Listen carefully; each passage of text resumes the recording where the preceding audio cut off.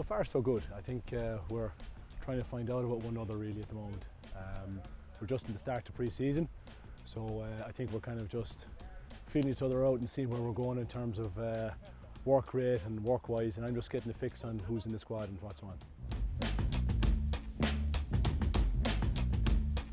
I started, I think, from a sports injury background, maybe around 2005, 2006, which led me into strength conditioning. I've been working in professional sport really since then. Shannon had a really good meeting with some of the management, with some of the committee, met a player representative group as well. Really impressed with what they had to say. I just liked the direction they were going to go. I think the commitment we gave to the players at the start was that we're going to just focus on rugby-specific conditioning and rugby-specific games.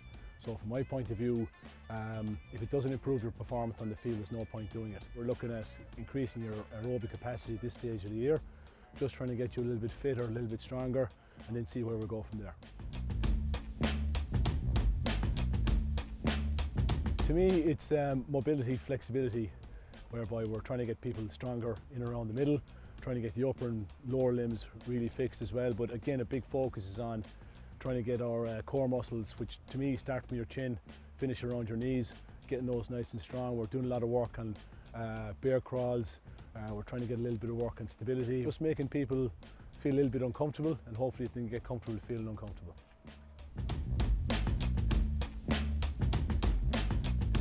I think myself and Brian would share a fairly similar philosophy around that, because to me training is rehab and rehab is training. Obviously there's a lot more to it than that, but in a basic sense, whatever you have to do in training, we're looking at injury reduction strategies from that point of view.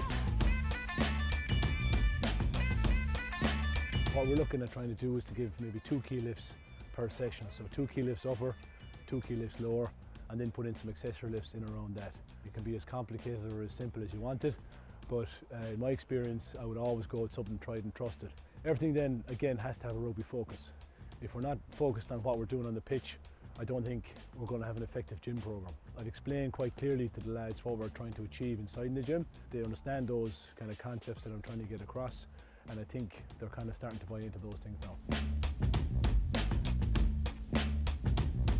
We're working quite closely with the University of Limerick and the IRFU on their IRIS project, which is an injury reduction strategy that the IRFU are trying to bring in through local amateur clubs. So what they're trying to do is they're trying to get a fix on the whole player, as opposed to just what's happening on the pitch or in the gym. They're going to use sleep surveys, they're going to try and get some stress testing done, they're going to use some groin squeeze, they're going to do some basic CMJs as well. So it's a really interesting project that's going to feed into a much larger project that's funded by the IRFU.